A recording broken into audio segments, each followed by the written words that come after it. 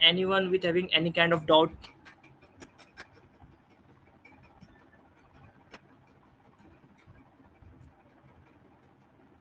Okay. तो start करने से पहले मेरा 2-3 क्वेश्चन रहेगा, ठीक है, कल के टॉपिक से रिलेटेड। उसके बाद हम 5 से 10 मिनट का शॉर्ट उसको रिपीट करेंगे कि हम लोग क्या क्या पढ़े थे। उसके बाद हम लोग न्यू टॉपिक में आगे बढ़ेंगे, क्योंकि अब अभी तुम लोग स्टार्टिंग जस्ट होम स्टार्ट किए हो, तो बेस स्ट्रांग होना बहुत ज़रूरी है। इसीलिए पहले हम बेस को अच्छे से स्ट्रांग करेंगे, उसमें हम लोग ज़्यादा टाइम देंगे। उसके बाद आने वाले चैप्टर्स, आने वाले जो मॉड्यूल्स है, उसको हम लोग थोड़े स्पीड वे में लेके चलेंगे। ओके, सो क्वेश्चन स्टार्ट करते हैं। Okay, just wait for 1 minute.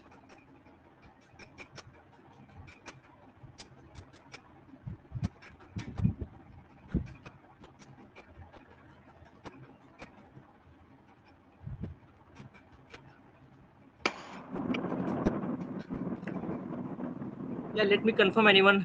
मेरा स्क्रीन शेयर हो रहा है?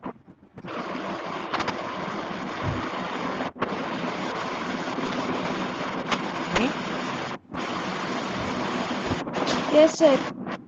ओके, ठीक है।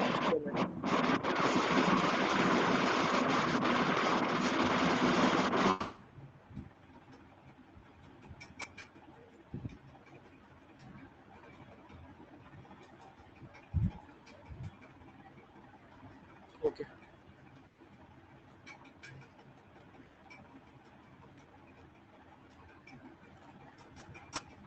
सो बताओ कोई मैकेनिक्स क्या है?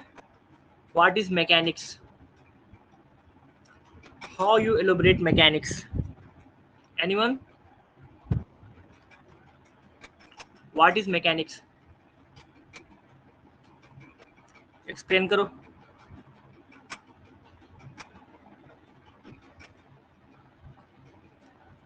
शॉर्ट वर्ड में भी एक्सप्लेन कर सकते हो, लॉन्ग डिफाइन करने की जरूरत नहीं है। ओके,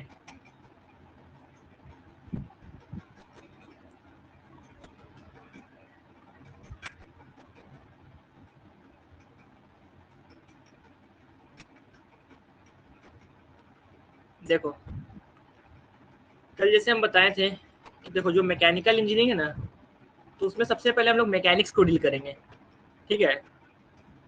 इसमें देखो, यहाँ पे मैकेनिक्स क्या है?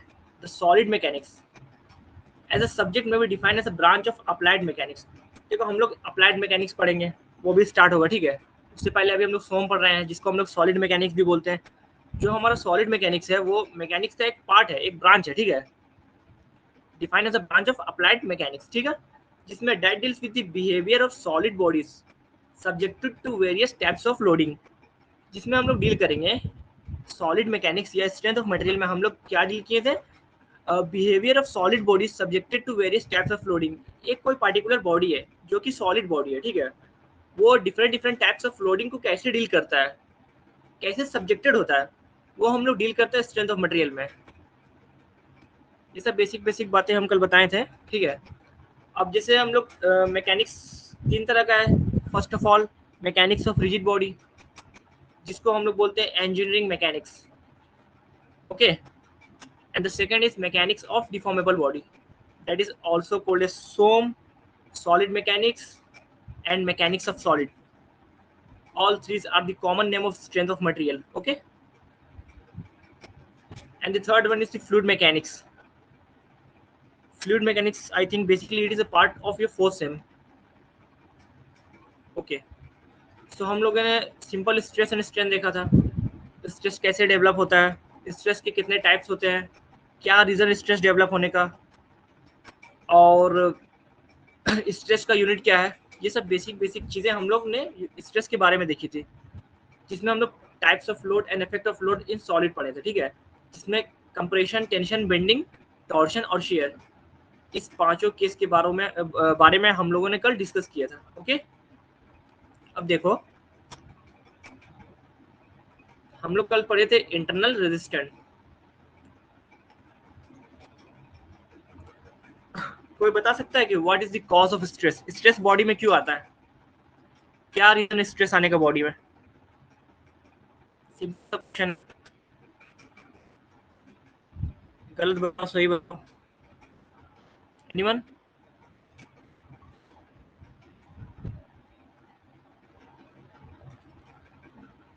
What is the reason of developing stress in a particular body? Why stress is developed?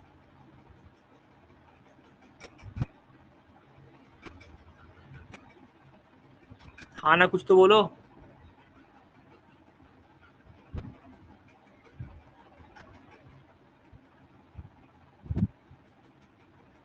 ना बोलोगे तो फिर से समझा दूंगा।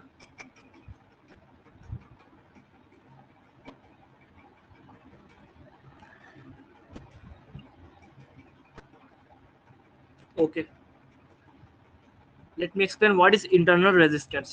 So basically, the cause of stress in a body is an internal resistance. Okay, as we say that whenever a body is subjected to an external loading, जब हम कोई बॉडी में एक्सटर्नल लोड देते हैं, उसके चलते क्या हो सकता है कि उसका डिफॉर्मेशन, उसकी उस बॉडी के साइज और शेप में चेंजेस आ सकते हैं। ठीक है, जिसमें हम लोगों ने कल पढ़ा था due to the cohesion between the molecules. Stress का कॉज क्या है? देखो यहाँ पे फोर्स लग रहा है with magnitude of P.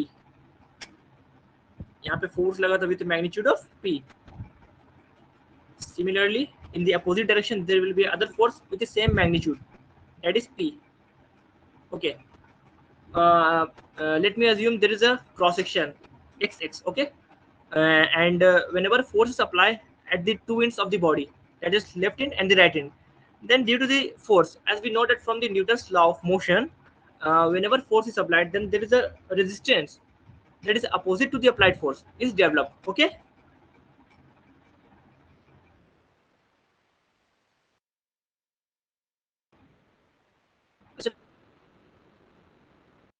Confirm कर दो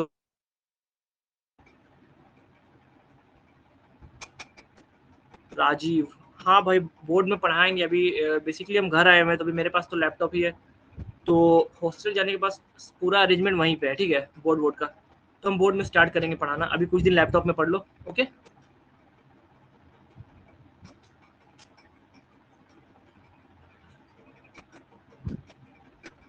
ठीक है। तो कल हम बताए थे कि जब फोर्स अप्लाई हुआ बॉडी में, ठीक है, उस फोर्स को रेजिस्ट करने के लिए एक इंटरनल रेजिस्टेंस आया, जैसे कि तुम लोग यहाँ पे देख सकते हो। This is the resistance that produce inside the body due to the force apply. Okay, अब देखो ये जो रेजिस्टेंस है, इसी रेजिस्टेंस के कारण मेरा स्ट्रेस आता है बॉडी में, क्योंकि ये जो रेजिस्टेंस है मेरा, ये जो रेजिस्टिंग फोर्स है, ये क्रॉस सेक्शन में लग रहा है। क्रॉस सेक्शन का मान लो एरिया एज्यूम कर लो ए। ठीक है, इसका एरिया एज्यूम कर लो ए। ठीक है, अब देखो जो मेरा स्ट्रेस है, जैसे कि हम बताए थे कि stress is equal to R by A. ये जो यहाँ पे लिखा हुआ है, ये डायरेक्टली तुम ऐसा नहीं लिख सकते हो। ठीक है, यहाँ पे पी बाई ए इसलिए लिखा हुआ है क्योंकि जो मेरा पी होता है, बेसिकली जो मेरा लोड होता है और जो मेरा रेजिस्टेंस होता है, जो बॉडी के अंदर डेवलप हुआ। ठीक है,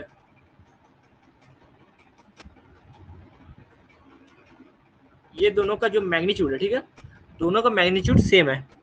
इसके चलते हम लोग स्ट्रेस को लिखते हैं रेजिस्टेंस अपॉन एरिया। ओके, अब जब R is equal to P है, तो उसको हम आर को पी से रिप्लेस कर सकते हैं, तो stress is equal to force upon area हो गया, या फिर load upon area. Okay, where A is the cross sectional area, P is equal to the load. ठीक है, उसके बाद ये सब केस देखे थे हम लोग, compression, tension, bending, torsion, share, पांचों केस। ये एक एग्जांपल देखे थे। इस एग्जांपल में यहाँ पे केजी था, जबकि यहाँ पे न्यूटन होना चाहिए था। यहाँ पे मार्क किए थे इसको। ठीक है, उसके बाद नीचे यहाँ तक शायद हम लोग किए थे कंप्लीट ना, करना था। और फिर शेयर स्ट्रेस, स्ट्रेस का टाइप है। ठीक है, फिर स्ट्रेन है, उसके बाद डायरेक्ट स्ट्रेन। ठीक है, स्टार्ट करते हैं हम लोग डायरेक्ट स्ट्रेस से। देखो क्या होता है डायरेक्ट स्ट्रेस। जैसे कि कल हम स्ट्रेस बताएं, ठीक है, स्ट्रेस में हम लोग दो पार्ट में उसको क्लासीफाई किए थे। एक होता था नॉर्मल स्ट्रेस, एक होता था शेयर स्ट्रेस। ओके, अब देखो जो मेरा डायरेक्ट स्ट्रेस है, डायरेक्ट स्ट्रेस जो मेरा है, इसी को बोलते हैं normal stress. Direct stress is that which acts perpendicular to the cross section of the member. ठीक है, देखो डायरेक्ट स्ट्रेस क्या होता है, जैसे ये मेरा बॉडी है। ठीक है, बॉडी के सरफेस के परपेंडिकुलर लगा फोर्स, तो जब ये परपेंडिकुलर लगा तो परपेंडिकुलर को हम लोग नॉर्मल भी बोलते हैं, इसीलिए direct stress is those kinds of stress that is developed perpendicular to the axis of the member when load is applied. Okay. अब देखो, direct stress is also known as normal stress. Clear है ना? यहाँ तक clear है? ज्यादा speed तो नहीं जा रहे ना?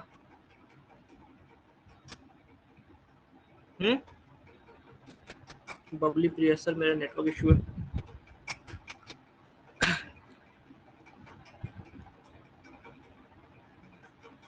ठीक है, देखो, direct stress is that which acts perpendicular to the cross section of the member. देखो, जब हम फोर्स लगाएं, ठीक है, बॉडी में, ये फोर्स का जो मैग्नीट्यूड मान लो पी है. अब ये जो मेंबर की क्रॉस सेक्शन है उसका ये परपेंडिकुलर एक्ट किया है, जिसके चलते हम लोग इसको बोले हैं direct stress is also known as normal stress. इसीलिए इस स्ट्रेस को हम लोग नॉर्मल स्ट्रेस भी बोलते हैं. ठीक है. अब डायरेक्ट स्ट्रेस देखो, अब हम लोग यहाँ पे फोर्स लगाएं, या तो इसको हम पुल कर सकते हैं या तो इसको हम पुश कर सकते हैं. ठीक है. अब देखो क्या होगा, इसी बेसिस में डायरेक्ट जो मेरा है, direct stress is either tensile और कंप्रेसिव. ठीक है, इज आइदर टेंसाइल और compressive in nature according to the nature of the loading. जैसा हम लोड लगा रहे हैं डायरेक्ट स्ट्रेस में या फिर नॉर्मल स्ट्रेस में, ये दो तरीके से क्लासिफाई होता है. आइदर इट इज कंप्रेसिव और it is tensile, that is tension in nature. The first example is the example of tension and the second one example is the example of compression or compressive stress. Because of the compression load, the stress is developed corresponding to the compression load, that is compressive stress, and because of the tension load, the stress developed due to the tensile load is called as tensile stress. Okay. देखो, पहला classification तो हो गया, जिसको बोलते हैं हम लोग डायरेक्ट स्ट्रेस या फिर नॉर्मल स्ट्रेस. सेकंड में आते हैं. ठीक है, सेकंड में आते हैं हम लोग शेयर स्ट्रेस में. अब हम लोग जैसे नॉर्मल स्ट्रेस पढ़े, उसमें क्या था कि जो मेरा क्रॉस सेक्शन था, ठीक है, इस क्रॉस सेक्शन के नॉर्मल लोड हम लोग अप्लाई कर रहे थे. ठीक है, इस क्रॉस सेक्शन के नॉर्मल लोड अप्लाई करते हैं. अब शेयर स्ट्रेस में क्या होता है? शेयर का मतलब क्या होता है? What do you mean by shear? Shear क्या होता है? What do you mean by shearing? Student बहुत कम है आज, बस 3.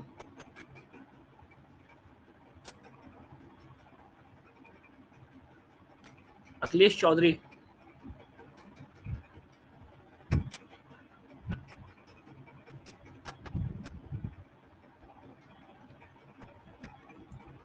What is share?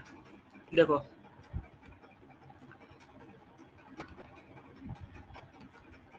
Share stress. ठीक है, अब इसमें देखो क्या होता है. इसमें ये मान लो कोई मेरा सरफेस है. ठीक है, कोई बॉडी है या फिर कोई मेंबर है. इसमें जो फोर्स लगेगा वो इसके टेंजेंशियल डायरेक्शन में लगेगा along the surface of the body. ठीक है, इसको बोलते हैं हम लोग शेयर फोर्स. इसको बोलते हैं शेयर फोर्स और इसी को बोलते हैं हम लोग शेयरिंग ऑफ अ बॉडी. ठीक है, इसका मैग्नीट्यूड है पी. ओके. अब देखो क्या क्या होगा यहाँ पे शेयर स्ट्रेस में. When two equal and opposite forces are acting tangentially to the cross section, the stress induced is non in the member is known as shear stress. When two equal and opposite forces are acting tangentially to the cross section of the member.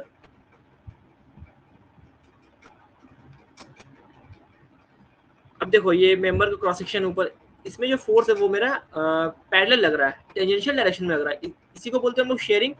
और जो stress develop होने वाला है इस force के चलते, ये force ही responsible है मेरा स्ट्रेस डेवलप जो कर रहा है, उस स्ट्रेस को बोलेंगे हम लोग shear stress.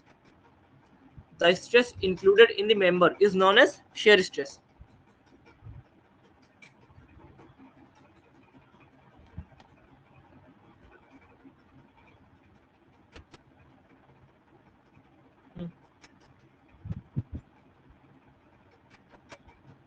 Shear stress.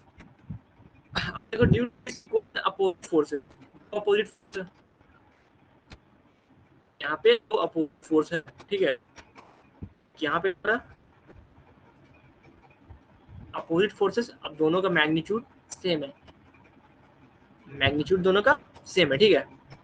Due to this equal and opposite forces the member tends to shear across the section, जैसा कि हम बताएं शेयरिंग होगा मेंबर के क्रॉस सेक्शन में, यहाँ पे शेयरिंग होने वाला है, ओके। तो इस तरीके के स्ट्रेस को बोलते हैं हम लोग शेयर स्ट्रेस। अब कोई बताओ कि which stress is responsible for the change in shape and size. यार स्टूडेंट बहुत कम है आज।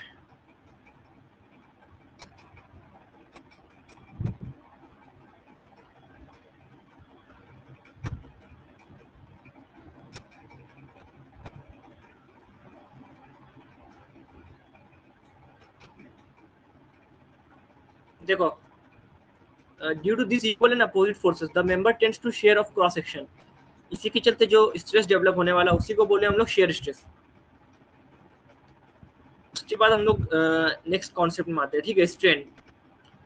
अब देखो जो स्ट्रेन है मेरा, ठीक है, स्ट्रेन क्यों आता है जब हम लोग बॉडी में फोर्स अप्लाई किए। बेसिकली पहले हम लोग समझते हैं स्ट्रेन होता क्या है, ठीक है। ये मेरा एक रॉड है, ठीक है, जिसका लेंथ एल है, रॉड बोल दो या फिर बार बोल दो या फिर शाफ्ट बोल दो, इसका जो लेंथ है एल है, ठीक है। अब इसमें जब फोर्स अप्लाई हुआ with a magnitude of P, with a magnitude of P, यहाँ पे एक फोर्स अप्लाई हो रहा और एक फोर्स यहाँ पे अप्लाई हो रहा, ठीक है। अब देखो क्या होगा, इसका जो ओरिजिनल लेंथ एल था उस पर कुछ चेंजेस आएगा जिसको हम लोग बोले डेल, तो इसका जो लेंथ है वो चेंज होने वाला है।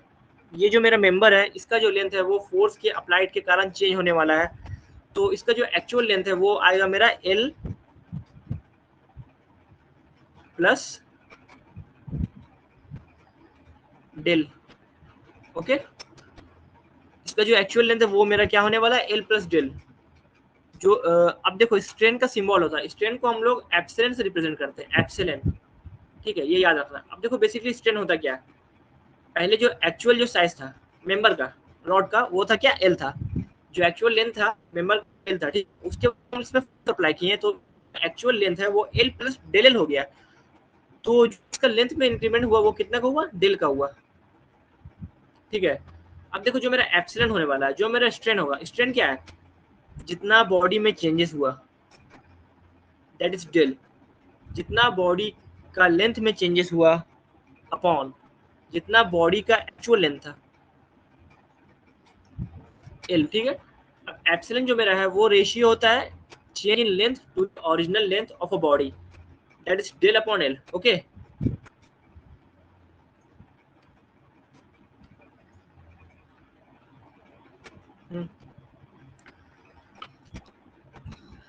जो मेरा स्ट्रेन होता है दैट इज एप्सिलॉन, स्ट्रेन को एप्सिलॉन से शो करते हैं,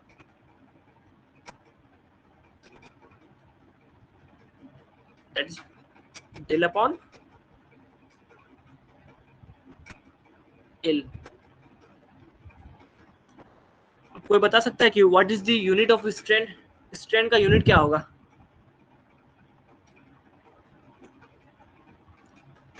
what is this unit of strain, strain को हम लोग किस में मापते हैं।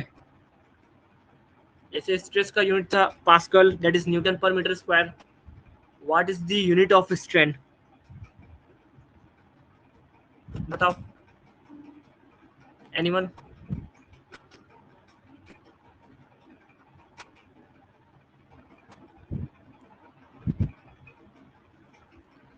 स्ट्रेन का यूनिट क्या होगा,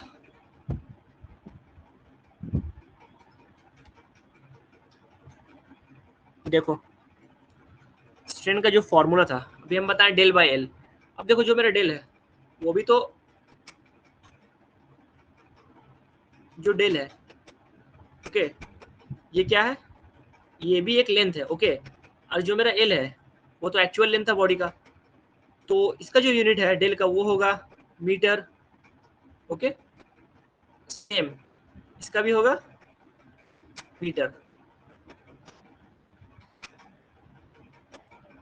तो strain is a unit quantity, strain का कोई यूनिट नहीं होता है, लेकिन देखो क्या होगा, हम लोग का जो डिफॉर्मेशन होता है, ठीक है, वो एक्चुअल में डिफॉर्मेशन हम लोग का मीटर में नहीं होगा, वो एक्चुअल में मिलीमीटर में होगा, या फिर in the most extreme case जो मेरा डिफॉर्मेशन वो सेंटीमीटर तक जाएगा, तो मीटर में मेरा डिफॉर्मेशन होगा नहीं, ठीक है।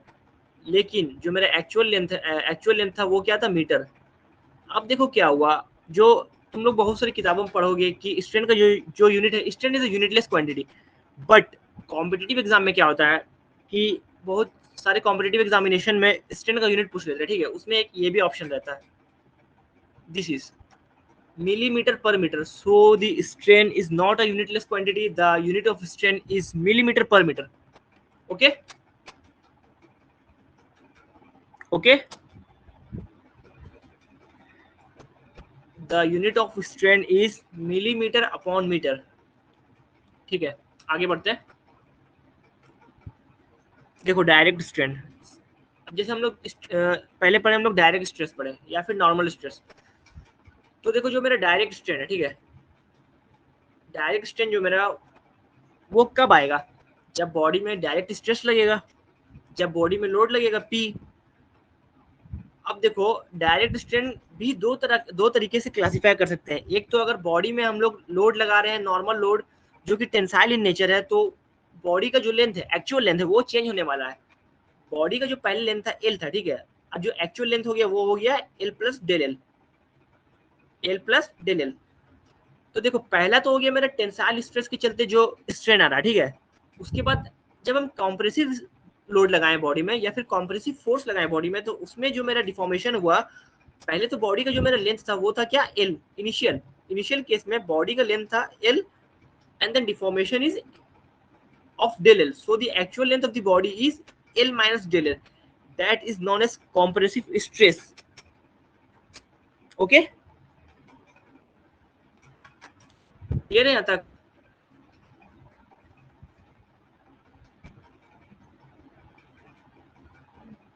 यहाँ तक एनी कंफ्यूजन?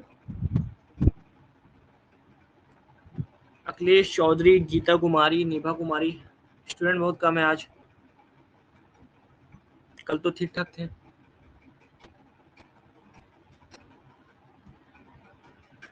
पढ़ाने की स्टाइल सही नहीं है क्या यार? फीडबैक दो तुम लोग कुछ।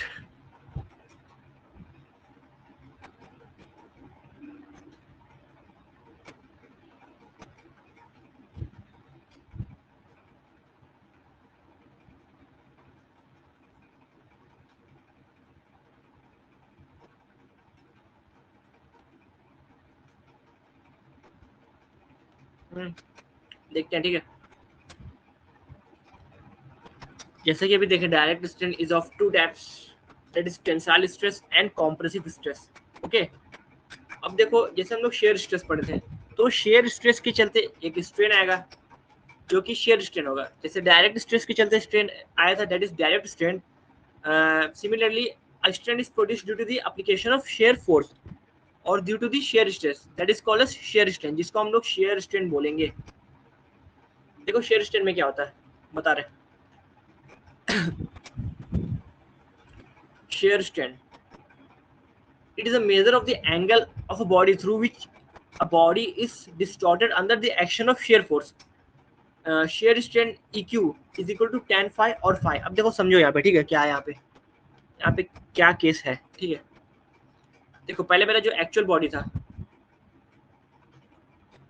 वो रेक्टेंगल था, okay, this is my actual body, the shape of my actual body is rectangular.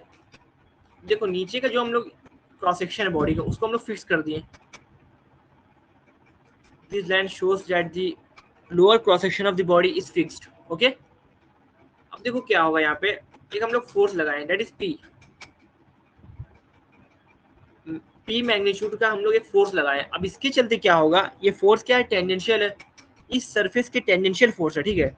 अब देखो जब टेंजेंशियल फोर्स लगेगा, तो ऊपर हम क्या बताए थे कि जब टेंजेंशियल फोर्स लग रहा है तो मेरा शेयर स्ट्रेस डेवलप होने वाला है, ठीक है। अब इस शेयर स्ट्रेस के चलते जो बॉडी है, बॉडी का जो मेरा एक्चुअल शेप है वो चेंज होने वाला है, क्योंकि देखो नीचे का जो क्रॉस सेक्शन है वो तो फिक्स है मेरा, और ऊपर का क्रॉस सेक्शन तो फिक्स नहीं है, तो ऊपर का क्रॉस सेक्शन क्या है वो डिस्प्लेस कर जाएगा। अपने एक्चुअल पोजीशन से जो मेरा ऊपर का क्रॉस सेक्शन है वो डिस्प्लेस कर जाएगा। मान लो जो एंगल है, जो क्रॉस सेक्शन ऊपर वाला वो डिस्प्लेस किया फाई एंगल से, ठीक है, फाई एंगल से। तो जो मेरा फाई है, phi, this is the called as shear strength। इसी को हम लोग बोलेंगे shear strength। The strength that is developed due to the application of shear force and the stress that is responsible for the developing of shear strength is called as shear stress, and this strength is denoted by phi। अब देखो यहाँ पे क्या है, तुम लोग बोलोगे कि यहाँ पे phi की वजह जबकि tan phi होना चाहिए, क्योंकि हम लोग पढ़े थे जो मेरा tan थीटा होता है,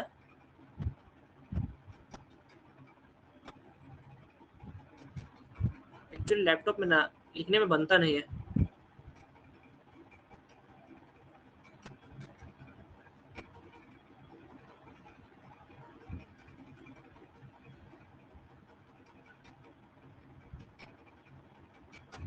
that is p by b, सब तो बेसिक चीज है, सबको आता ही होगा।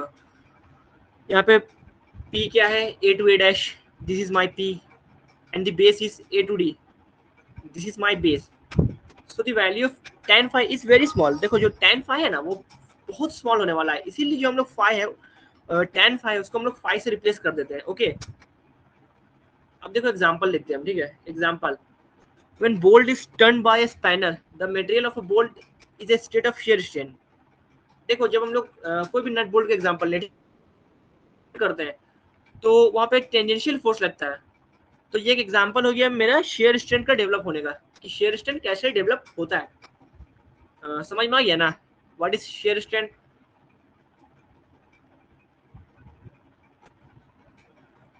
अब देखो ये टॉपिक फर्स्ट मॉड्यूल का सबसे ज्यादा इंपॉर्टेंट टॉपिक है, ठीक है। इससे तुम लोग के सेमेस्टर में 8 नंबर या 7 नंबर का क्वेश्चन आ सकता है, स्ट्रेस स्ट्रेन डायग्राम, या फिर ये शॉर्ट नोट्स में भी आ सकता है, ठीक है। चांसेस होता है इसका आने का, तो इसको हम लोग फिर डिस्कस करेंगे।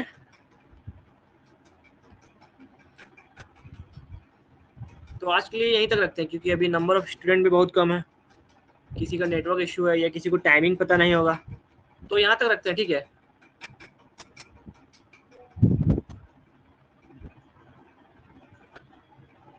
ओके।